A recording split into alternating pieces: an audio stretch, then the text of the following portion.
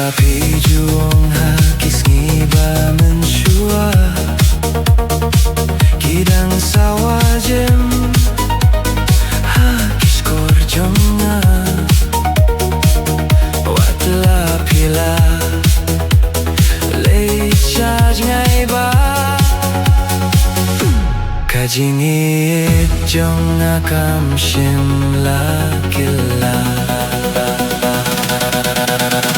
ya piha kami badum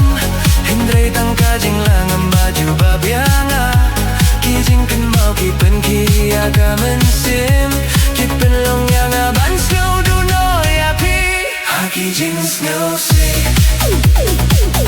nakan mau ya pi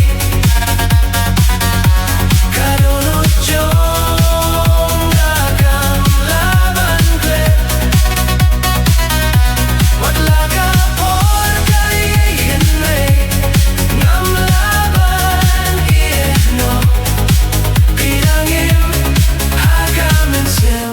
Jong ngao Ngayad ling ba Kalanti bangi Juyay lang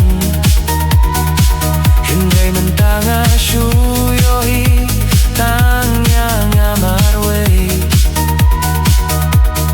Kajingyet Kabangi Jubenta Kakilalong tang Kajingken mo